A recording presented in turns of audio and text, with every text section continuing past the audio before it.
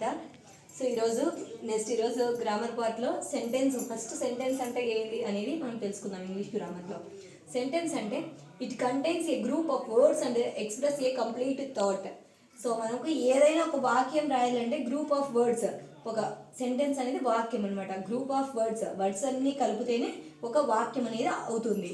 So according to grammar a sentence consist of 2 parts. So గ్రామర్లో sentence 2 parts కలిగి ఉంటాయి. Subject ఒకటి, predicate అనేది ఒకటి. సో 2 parts ఉంటాయి అనమాట. సో అదే సబ్జెక్ట్ అంటే a subject refers to the doer of the action or to what or whom the sentence is all about. It can either be a person, a place, a thing or idea and can came in the form of a noun or a pronoun. So subject అంటే కర్త అని అర్థం అనమాట. So కర్త అనేది ఎలా వస్తుంది, ఇప్పుడు ఎగ్జాంపుల్ చూద్దాం.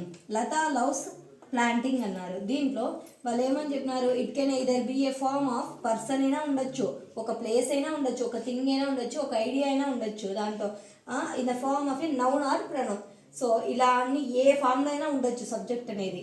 సో ఎగ్జాంపుల్ చూద్దాం. Latha loves planting. ఇక్కడ లతా సో నౌన్ కదా, కాబట్టి దిస్ ఈజ్ ద సబ్జెక్ట్. తర్వాత Praveen likes volleyball. So this is the noun. A subject refers to doer of the action or to what or whom the sentence is all about. ఏదైనా ఒక sentence ఒక sentence ఉన్న దాంట్లో ఫస్ట్లోనే ఒక noun కానీ either idea కానీ thing కానీ place కానీ ఏదో ఒకటి వస్తే అది వచ్చేసి సబ్జెక్ట్ అవుతుంది. Praveen likes volleyball. The bird ate the food. So the bird అనేది సబ్జెక్ట్ అవుతుంది. ఇక్కడ my daughter wore a blue dress. So this is all the subject. This is all about subject. ఇందాక మనం సబ్జెక్ట్ గురించి తెలుసుకున్నాం. సెంటెన్స్లో 2 types ఉంటాయి, సబ్జెక్ట్ ఒకటి, ప్రెడికేట్ ఒకటి. సబ్జెక్ట్ గురించి ఆల్రెడీ తెలుసుకున్నాం మనం. ప్రెడికేట్ అంటే ఏ predicate is the part of a sentence. Predicate అనేది సెంటెన్స్లో ఒక పార్ట్ అనమాట. Or a clause that tells what the subject is doing or what that subject is.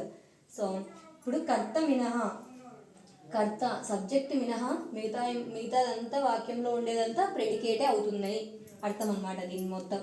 So ఇప్పుడు కర్త దీంట్లో ఎగ్జాంపుల్ చూద్దాం. కర్త అంటే ఇది సబ్జెక్ట్, ఇదంతా మిగతాదంతా మినహా, కర్త మినహా మిగతా రిమైన్ మొత్తం అంతా ప్రెడికేట్ అని అర్థం అన్నారు.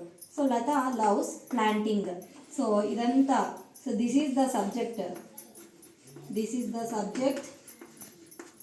So this is the predicate.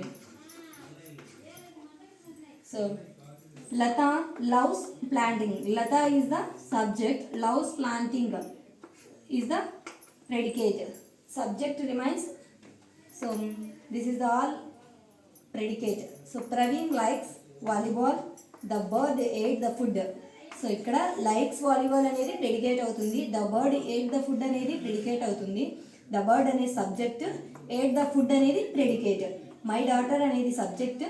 Over a blue dress means, so this is the predicate అవుతుంది. అదేంటే సబ్జెక్ట్ కానిదంతా ప్రెడికేట్ అని గుర్తుపెట్టుకోండి. సబ్జెక్ట్ అంటే ముందు వచ్చే ఒక ప్లేస్ కానీ, ఒక థింగ్ కానీ, ఒక ఐడియా కానీ, ఒక నౌన్ కానీ ఏదైనా వస్తే అదంతా సబ్జెక్ట్ అవుతుంది ఒక వాక్యంలో.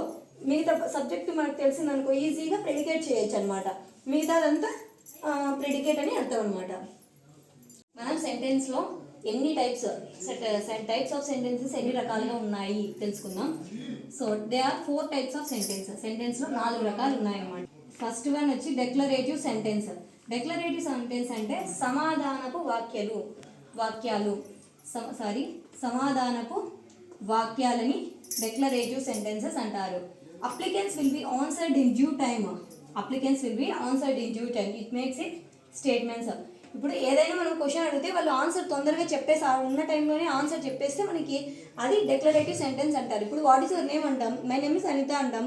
అలా ఏదైనా కూడా హౌ ఈజ్ ఏదైనా ఇట్లా వాట్ ఈస్ యువర్ నేమ్ అని, what is your father name అని ఏదైనా క్వశ్చన్ అడిగితే ఆన్సర్ చెప్పితే సమాధానపు వాక్యాలు అంటారు. దాన్ని డెక్లరేటివ్ సెంటెన్సెస్ అంటారు. సో మెయిన్ ఎగ్జాంపుల్ వచ్చేసి I am an Indian. Sir, I am an Indian. So this is the example for declarative sentence. Imperative sentence అంటే క్రియతో ప్రారంభమయ్యే వాక్యాలు. క్రియతో ప్రారంభమయ్యే వాక్యాలను ఇంపరేటివ్ సెంటెన్సెస్ అంటారు. సో ఇంపరేటివ్ సెంటెన్స్లో order, command, request, advise, moods ఈ చెందినవి ఉంటాయన్నమాట. ఇంపరేటివ్ సెంటెన్స్లో ఏ రకాలంటే ఆర్డర్ అంటే ఆర్డర్ ఇస్తాం కదా అలాంటివి, కమాండ్, రిక్వెస్ట్గా మనం ఏదైనా అడగడాన్ని, అడ్వైజ్ సలహా ఇవ్వడం కానీ, మూడ్స్గా మన థాట్స్కి సంబంధించిన ఏవైనా ఉంటే దాన్ని ఇంపరేటివ్ సెంటెన్సెస్ అంటారు. సో ఎగ్జాంపుల్ వచ్చేసి please give me your pen. మనం please, this is the request. Please అనేది వస్తేనే ఇంకా రిక్వెస్ట్ని మనకు తెలుసుకోవాలి. అలానే సో డోంట్ మేక్ నాయిస్, ఇక్కడ డోంట్, ఇది డోంట్ మేక్ ఏ నాయిస్, ఇది ఆర్డర్ అనమాట. ఇలా వస్తే ఇది ఒకటి రిక్వెస్ట్కి ఒకటి ఆర్డర్కి చెప్పాను examples. So these are the imperative sentences example అనమాట. దీంట్లో థర్డ్ వన్ వచ్చేసి ఇంట్రాగేటివ్ సెంటెన్స్. మనం ఫస్ట్ ఇంపరేటివ్ సెంటెన్స్ తెలుసుకున్నాం, డిక్లరేటివ్ సెంటెన్స్ తెలుసుకున్నాం. ఇప్పుడు ఇంట్రాగేటివ్ సెంటెన్స్. ఇంట్రాగేటివ్ సెంటెన్స్ అంటే ప్రశ్నార్థక వాక్యాలు. Sorry for this. So example, do you like this photo. ప్రశ్నార్థక వాక్యాలు అంటే మనం క్వశ్చన్ వేసేదాన్ని, క్వశ్చన్ ఏదైనా అడిగితే దాన్ని ప్రశ్నార్థక వాక్యాలు అంటారు. So do you like this photo, నీకు ఈ ఫోటో ఇష్టమా. So what is your name, how old are you, which class are you studying. So these are all the interrogative sentence for this examples. So exclamatory sentences అంటే ఆశ్చర్యార్థక వాక్యాలు. Example, what a beautiful dress it is. ఇది super ఆశ్చర్యంగా మనం చెప్పదాన్ని ఆశ్చర్యంగా what a beautiful dress it is, how nice it is, అట్లా ఆశ్చర్యపడుతూ చెప్పేదాన్ని ఎక్స్క్లమేటరీ సెంటెన్సెస్ అంటారు. సో దీస్ 4 ఆర్ సెంటెన్సెస్లో ఈ 4 టైప్స్ ఉంటాయన్నమాట. Like this video, please like, share and subscribe my videos.